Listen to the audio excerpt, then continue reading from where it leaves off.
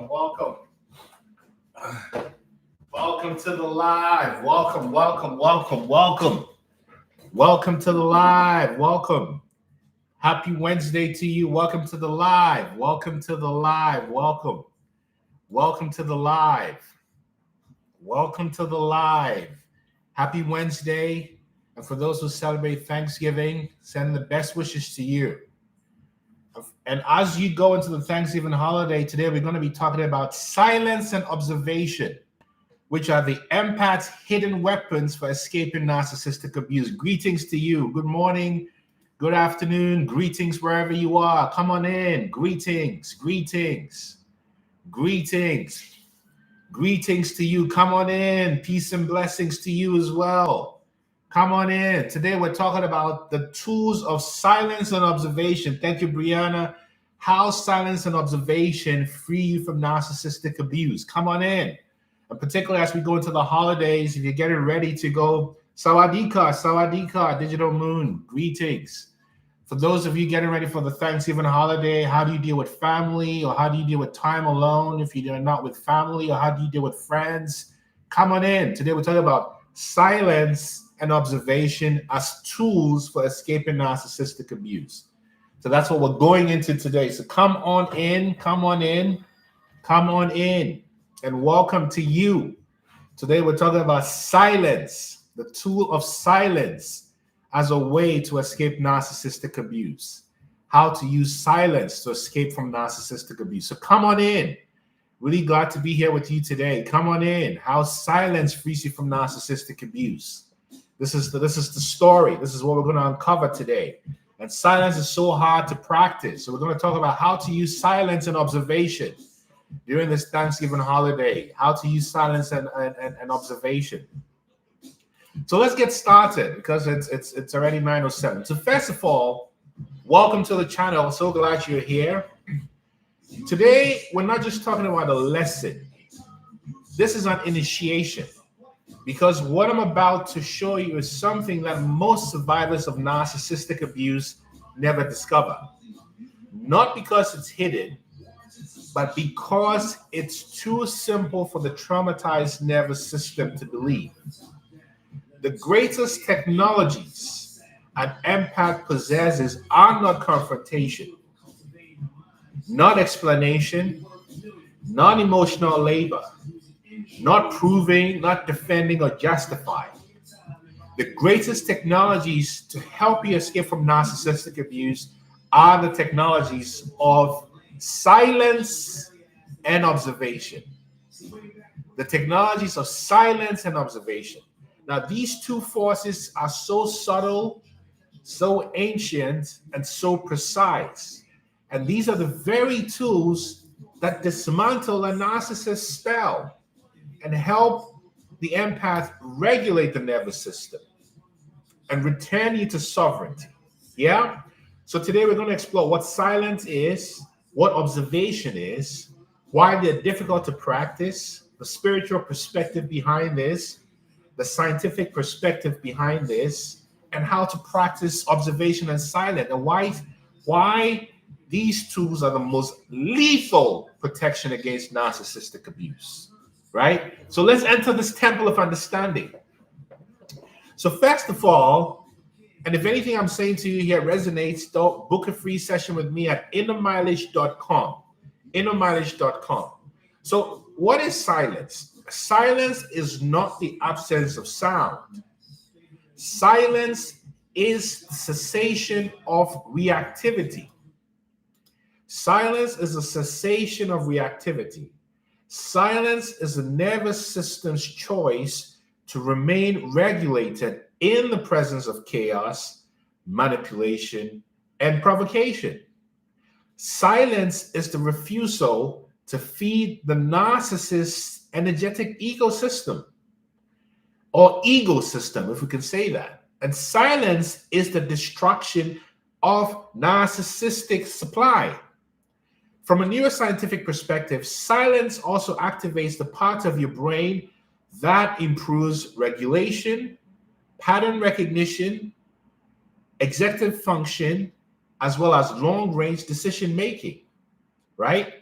Studies from Duke University show that silence stimulates the hippocampal neurogenesis, meaning that silence literally rebuilds the brain after trauma. And silence is a portal. A narcissist is what we've talked about as often. A narcissist is a person driven by grandiosity, lack of empathy, based on becoming the definition of their trauma. So, and this is based on the diagnostic model of the American Psychological Association, Charles, but you knew that. Silence is a portal. And in Theravadan Buddhism, silence, noble silence, is the field where the mind drops conceptual fabrication, therefore allowing direct perception. In the Christian monastic tradition, silence is the sanctuary where the divine speaks. And in Sufism, silence is the veil between the ego and the beloved. Do you see?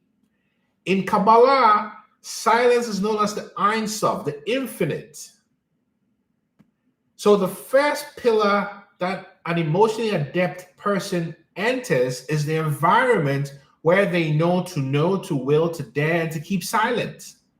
Because silence is a state in which psychic discernment becomes accurate. Silence is where your inner eye opens. Hi, Leon. So that's what silence is, and it's important to also describe what exactly observation is. Oh, and I'm so thankful for you too. Observation is not watching. Observation is non-reactive perception. Let me say that again, Wingsley. Observation is not just watching. Observation, right? Observation. What is Reggie Truthbombs? What do you mean? And if Reggie Truthbombs, I don't think this is the right live for you. I think you're on the wrong live, and we're gonna just get rid of you because we don't have time for this kind of nonsense, right? We're only here for sacred exchanges, right? So let me go deeper into this. Observation is the ability to witness patterns, inconsistencies, manipulation, emotional shifts, energetic distortions. Do these sound familiar? Power plays, gaslighting cycles, distortions like this gentleman, Reggie Truthbombs, was trying to do here on TikTok. And the ability to see this without being pulled into them. In cognitive science, observation is linked to meta-awareness and metacognition, meaning the brain's ability to perceive itself, the brain's ability to perceive its own processes.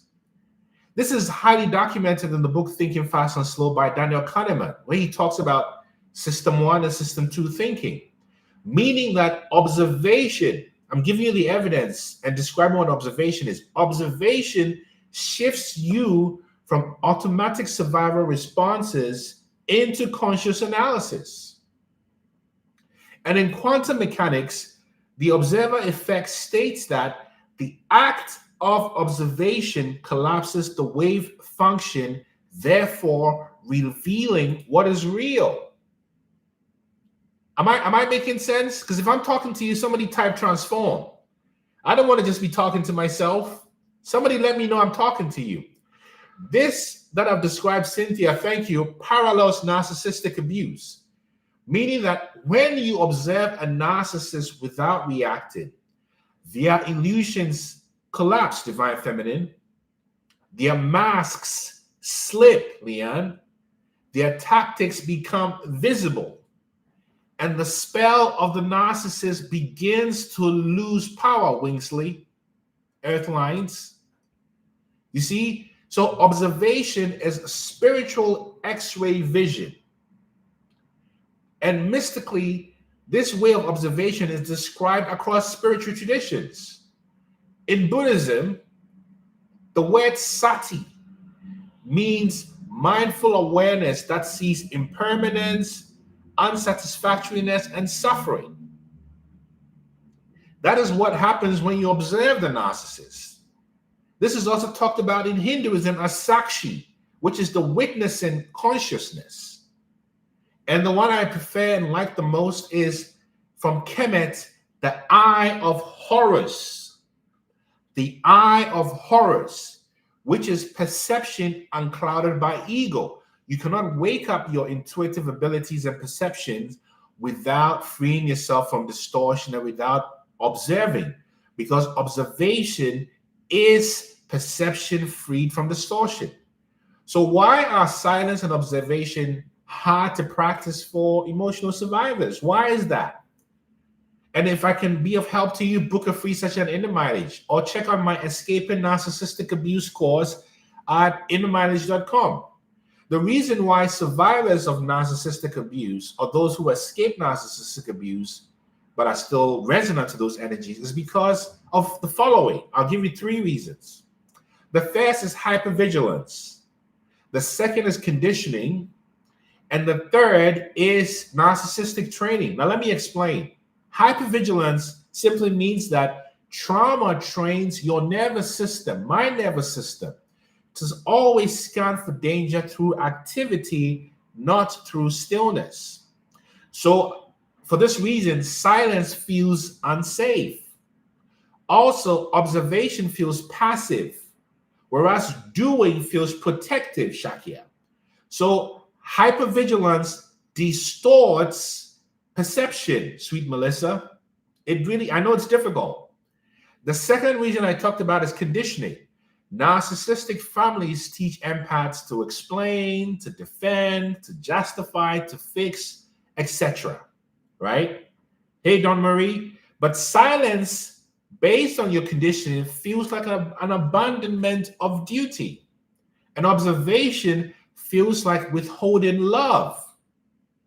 And then the third reason, which I want to talk about, is the narcissistic training that we've all experienced if you went through narcissistic abuse for a lifetime. That narcissists train their victims to overreact, to take the bait, to respond quickly, and to get trapped in loops or circular arguments, because your reactivity is the oxygen for the narcissist. Whereas silence and observation are withdrawal of oxygen. So when you get silent and you observe, you're suffocating the narcissistic system. I just said something. Silence and observation suffocates the narcissistic system. Who am I talking to? If I'm talking to you, let me know I'm talking to you. I want to know if I'm talking to you, Fabulous Oz, Brittany. If I'm talking to you, let me know. Silence and observation starves narcissistic supply. Ren, they are. Don Marie, thank you. I am, thank you. Leanne, thank you. Griggles, thank you. Now, let me give you some reasons or some scientific reasons why silence heals and protects you. Deshaun, you're so kind. I appreciate you, brother. Okay, I love that you're going to do that. Observe, especially if you're going out for Thanksgiving, observe this. You see? First of all, silence reduces cortisol. Cortisol is the trauma hormone within you, or the stress hormone. So silence can reduce this cortisol that makes you feel stressful more than relaxing music. The second reason silence heals and protects you is because silence rewires the part of your brain, the amygdala, which is responsible for fear. Cynthia, I'm so glad. So when you're silent, not silent treatment, but when you're be still, Amelico 60. When you're silent, you reduce the hyperactivity in the amygdala, therefore restoring emotional intelligence, something that a narcissist doesn't want. Yeah, it does, sweet Melissa. It really does. And the other thing that happens, observe, don't absorb, hope for health one. Silence also strengthens the vagus nerve. And the vagus nerve is this nerve that connects your brain all the way down to your gut. It's responsible for creating safety, for giving you insight, intuition, and so forth. Divine feminine. And silence activates this parasympathetic dominance, which increases your ability to feel safe, to have more insights, and have more intelligence. Also, silence enhances social cognition. A study by MIT shows that silence helps the brain decode complex social cues. Complex social cues. So silence is your armor. Now let me come to observation. Why observation is important. Observation elevates you to the point of metacognition, Leanne. It helps you to see everything. So with observation, you're able to do the following 4 things. You detect patterns, you create cognitive dissonance, you recognize truth, and you have informed wisdom. Let me go into this. What do we mean by pattern recognition as a sign of acute observation? Well, with pattern detection, you begin to realize the cycles of narcissistic abuse, which are idealization, devaluation, and discard. Then hoovering, and then passive aggressive manipulation. When you're silent, you can see those patterns easily. You can predict it. You can see it. The other thing is cognitive dissonance. Silence and observation increases activity in the part of your brain that increases emotional detachment. Because to observe is to be detached. And to be detached is to become unpredictable because you're not given supply. Also, when you're observing, you see the truth. You recognize truth because observation, sweet Melissa, dismantles projections and reveals who is actually responsible for the conflict. You know, the narcissists are masters of gaslighting. And then when you do all these things, silence brings you wisdom because observation transforms data into insight. Kay, you're going to be okay. And if you have a question, I want to talk to you in just a second. You can come online and ask your question, right? And we can talk about all those who are nervous about Thanksgiving. We can talk about it today. Informed wisdom creates insight. The insight becomes intuition, and intuition becomes your power. Therefore, observation is the bridge from perception to wisdom. Now, let me go even more spiritual about silence and observation as the path to non-duality. So when you're stuck in narcissistic abuse, you see everything as dual, good, bad, right, wrong, hero, villain. But silence dissolves these binaries, meaning that observation reveals the fabricated nature of these things. And with silence and observation, you begin to see things as they truly are. And the ability to see things as they truly are is the mark of being awakened or awoke or woke. Being awakened is simply to see things as they are, known as Yatabhuta Nanadasana in Buddhism. Or in Advaita Vedanta, Hinduism, this is known as the Atman, recognizing itself as the Brahman, free from identification with experience. In Hermeticism, this is the concept of the all is mind, the universe is mental. So silence and observation shift you from reactivity to witnessing, from witnessing to knowing, and from knowing to non-duality. I know this is difficult, but that's the path to freedom. And freedom ain't free. Freedom ain't free. That's why in the United States, where I live in Seattle, it's said, this is the land of the free, but the home of the brave. The land of the free, but the home of the brave. Think about that. Think about that spell. So how to practice silence and observation. And if I can help you, book a free session at innermileage.com, and I'll tell you the truth even if we don't connect. So I get it, Leanne. This is what happens, right? The way to practice silence, have a little cough, is to quiet your nervous system. You're going to survive, Kay, and I want to hear from you. I'll invite you to ask your question. Quiet your nervous system. Slow breathing, grounding your feet. Book a free session will tell you. Also, use silence strategically, meaning you don't have to respond immediately to provocations, to unexpected accusations, to guilt trips, to passive-aggressive comments.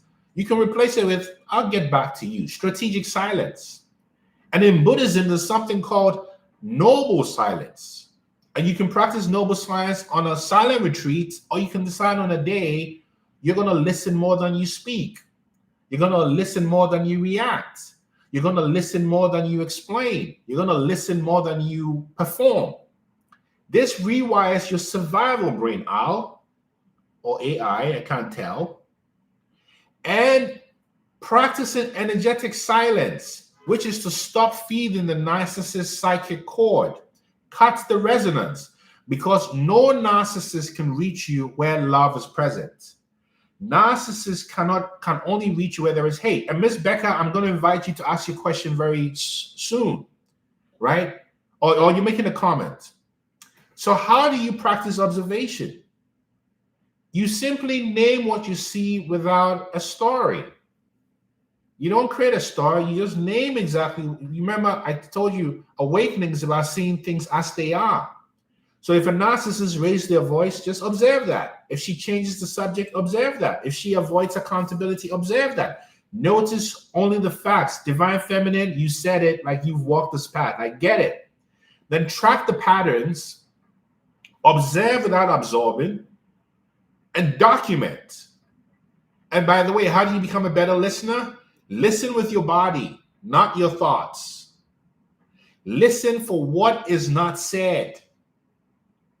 Listen for contradictions. Listen slowly. Let the other person feel the silence. Listen beyond language. How do you become a better witness? Drop the judgment. Drop the personalization. Don't make it personal, because you make it personal, the narcissist can trigger you. Therefore, drop the emotional reactivity. Drop the need to intervene. Let them deal with their karma themselves. Don't try to intervene in someone's karma. Drop the assumptions. Only observe what is real. Silence is the weapon that reveals the narcissist's emptiness. Observation is the mirror that reflects their truth. And together, silence and observation deactivate trauma bonds. Thank you, sweet Melissa. It deactivates conditioning. It deactivates manipulation cycles. Silence is the sword. Silence is the sword, Jess. And observation is the shield. Silence is the sword. Observation is the shield. And non-duality is a state you awaken to. This is how empaths escape. Not through war, but through witnessing. Not through fighting, but through seeing. Not through noise, but through the sovereign power of silence. Now we're going to take some questions. And I see someone's already invited themselves. Miss Becca, come on in. Let's talk to you. Let's see what's going on with you, Miss Becca. Come on in. And we're going to take some questions now. Miss Becca. Miss Becca, how you doing? I'm well, thank you so much. How are you? I'm well. So tell us, what is this thing with these narcissists, and what's been your experience with silence or noise? I want to hear it all. I think for me, when I started practicing strategic silence, like you said, it wasn't an intentional thing. It was more of a coping mechanism, because I was too young. I wasn't even aware of what was going on. Being quiet was safety. Yep. But it made me very observant of, growing up in with a very toxic mother and a very toxic home that I didn't feel safe in. Mm-hmm. I always had to be quiet. I always had to pretend I didn't see something, pretend I didn't hear something. I was the person, if I enter a room, everybody keeps quiet. But I know. So at a point, I started realizing that, I didn't say playing dumb, but being silent was protecting me. And as I grew older, I think it's a double-edged sword, because it makes me very unassuming. It makes me always underestimated. I'm the person, when I enter a room, people think, oh, it's just this one, we can mess with her. And then you mess with me, and then you see how I react. But I never react in the way that I can hear something. So what you said about strategic silence is something that I think it was in my 30s that I started to really actively implement what I learned through the years.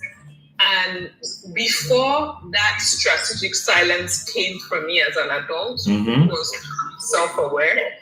In my 20s, I think from 19 to all of my 20s, because I had suppressed so much, had so people talk about me, I'll ignore it because it's how I'm coping with life. I went through a process where I was very angry. I wouldn't say it was difficult to be with, but I could easily explode. Yeah. And it was in therapy that my therapist made me to understand that I'm carrying suppressed anger. That's right. That I've kept quiet. I was a 9-year-old child when my mother stood in front of me and other people and told people that I wasn't her child. I was a dead cousin's child. So silence was what I was conditioned in. Wow. But before I could become strategic with my silence, I had to get rid of all those anger I was carrying. Wow. And then in strategy, when I became self-aware of how people see me, and how, to be honest, I'm not always seen. I'm always seen when I've left your life. That's when you know, oh, that was actually a good person because I didn't react in the way you wanted. Can I interrupt you with respect here? Yeah. You want to know a secret? Tell me. You are always seen. Really? Listen to me, my dear sister Becca. You are always seen. The trick of the spirit of Jezebel is to make you feel invisible because you are too seen. Let me explain. Every empath has something unique about them. Whether you're tall or short or good looking or charismatic, because how do we attract people? We attract people to the divine world through our senses. So spirituality is sensual. Just like getting trapped in sleep is also sensual. Nothing. Can I ask you, yes. Can I ask you a question? Yes. If that's the case, if people see that, if you see somebody is the power, you might not know what it is about the person. Yeah. Why do you then go and try yourself? If I'm really seen, why do people come always trying to try? Because what you induce in me is a recognition that I'm not like you. And I have demons. So that induces something called compensating feedback. That is why nearly every empath experiences people trying to humiliate them, humble them, or compete with them. Am I talking to you? Yeah. That's the gift and the curse. So just realize that you're seen deeply and to recognize that strength. And I'm glad you've done therapy to realize your strength. And then keep shining. Don't dim yourself for anybody, right? And just keep coming back to this channel. Does this connect with you, Miss Becca? Thank you. Oh, one love, eh? Yeah. One love. Peace, brother. Peace. Yes, Jack. What it is, man? Peace, big brother. Peace. Talk to me. How you been? Yeah, I've been maintaining, and it's really, really good to join your live. Thank you for allowing me to even be in this moment right now. Man, I feel the beauty of your spirit. So tell us, what did this demons try to do to you? Okay, so still dealing with trauma, still dealing with still healing, and every day a little bit more, allowing myself to get better. Something came back full circle where the narcissist that I encountered, you know how they let their intrusive thoughts just blurt out of their mouth. That's right. Certain moments, especially in the heat of the moment when they cannot get their way and whatnot. Yeah. Right. So there was something mentioned like with the dark eyes, with the grin, the whole full features took over the vessel that it was occupying. Yeah. Right. Yeah. And this was said that in a calm manner, but I don't know. I'm trying to get more introspection. And they said, oh, it's not about you. Like after I took down like about 90 is just a far-fetched number, but a lot of math that I done dismantled, right? Consciously and without calling it out, because in the moment I did not have the courage to do so. Yeah. Right? but it came full circle, and they mentioned something about, oh, it's not about you anymore. It's about your kid, your child. What does that mean, boss? Do they get maliciously created that way that they will target the children next? Let me talk to you. Are you ready for this, Jeff? Yes. Are you ready for this, Jeff? Yes, sir. Are you ready for this, Jeff? Absolutely. You are dealing with a generational curse, which you inherited from your parents. Yes. They couldn't destroy you. And when I say they, I mean the monetary spirits, because that's what narcissism is. See, when you read and study all the academic studies and academic journals on narcissism, it ends at no contact, yellow rock, gray rock. Right? Now, the reason why they've been coming after you, Jeff, is because they couldn't break your spirit. Right. You know why they couldn't break your spirit? Why? Because you're one of the kindest, hardworking men in the whole world that I know, that I have never met. You are a righteous being. And guess what? When the narcissist cannot destroy you, do you know what they do next? What is that? They go after your children. Oh my God. Look at me. So, Jeff, oh my God. Before you speak, internalize what I just said to you. I'm processing it right now. I'm processing it, and I'm not allowing fear to get in the way, but I'm processing it confidently that I know that the work that I'm continuing to do daily in myself is going to allow me to not let that happen. Because your protection is to wish the demons the same blessing you wish for yourself. Let me say that again. Jaff, where are you based, Jaff? I'm in New York City. I knew you were in New York City, brother. I knew it. That protection. You're in the concrete jungle. You're in that New York state of mind. Yes. Am I talking to you? Yes. You're talking to my soul. I'm talking to you. So you got to be like Nas. You got to be like Nasir. Yes. You got to get in that New York state of mind, brother. Talk about it. Listen to this. You hear this Bronx? You hear this Brooklyn? You hear this Long Island? Because the world is yours. Yes. And the world becomes yours by embracing silence and observation and mathematics. You said it, Soul Ether.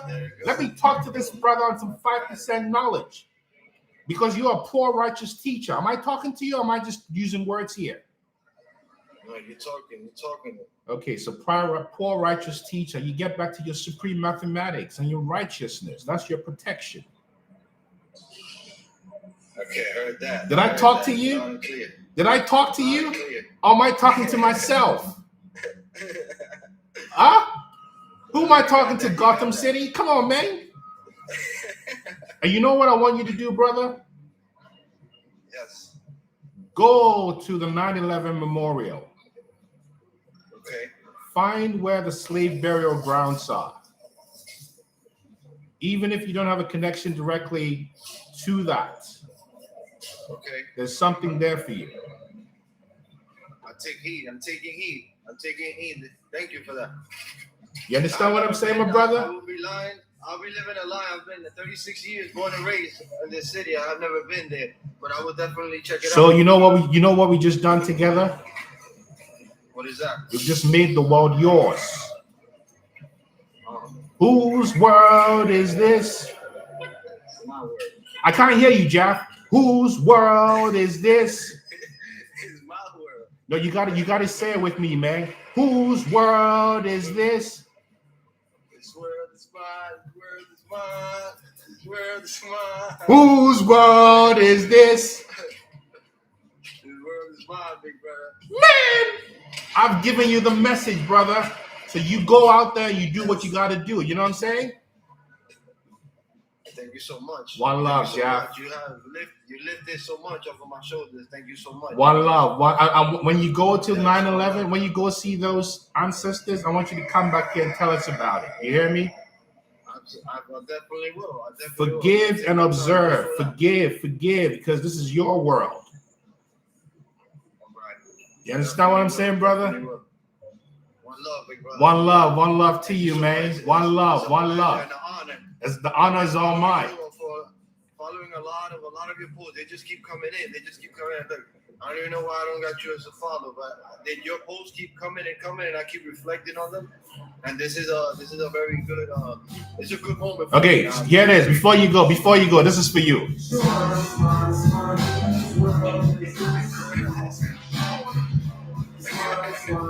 Whose world is this? You understand that? Yes. You understand that, Jeff? Yes, brother. Yes. Do you understand that, Jeff? For sure. You got me yelling out here in Seattle. Do you understand me, Jeff? For sure, understand you. For sure, brother. Whose world is this? Most definitely, his world is mine. The world is mine. All right, brother. Go out and be great, man, and come back. Yeah, we're with you. You understand me? Thank you. I appreciate you, Jeff. One love. Peace and blessings. One love. Yeah. Leon, they drove you to drink so you can find your peace. You see? Because you're so beautiful without the drink, they wanted to see you traumatized. So this is what it is, people. The world is mine. You got it. This is what it is, people. I think I did my job today. Wouldn't you say? If this is connecting with you, type transform. Come on, Nasir, one love. Nasir Oludara. Big up, Queensbridge. The world is yours. Almost died. Wow, Leon, you've been through a lot.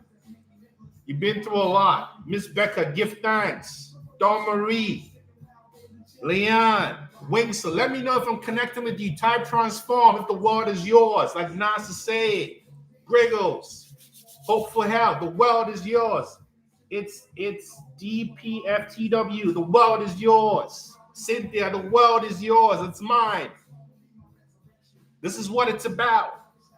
And remember, Thanksgiving Day is every day. Every day, give thanks. You understand? So if we can be of help to you, you can find us at innermileage.com. Book a free session at innermileage.com. Zelda, give thanks. We're in this together. Innermileage.com. My name is Dr. Nana Gyesie, your humble servant, your humble guide out of narcissistic abuse to your true empathic nature. The world is mine, Gregos, but you knew that. Give thanks and one love and respect, yeah? Dawn Marie, one love. The world is mine, is yours. The world is mine. One love, one love. One love. Nas has a song called One Love as well. Maybe we end with that. One love, one love. One love, people. One love, yeah? Oh, thank you. One love. And remember, you can check out my Escaping Narcissistic Abuse course on innermileage.com. You can book a free coaching session with me if you're really ready to see yourself and go deep. I'll be back on Friday at 9 a.m. Pacific time, same time, yeah? 9 a.m. And remember, we're in this together. This is my mission. This is what it is, to free ourselves from the matrix, to live our dreams by taking inspired action and overcoming trauma-informed limiting self-beliefs like narcissistic abuse. You understand? So you see you back here on Friday. One love, yeah? One love. One love. One love. One love. One love. One love. Yeah! Nasir.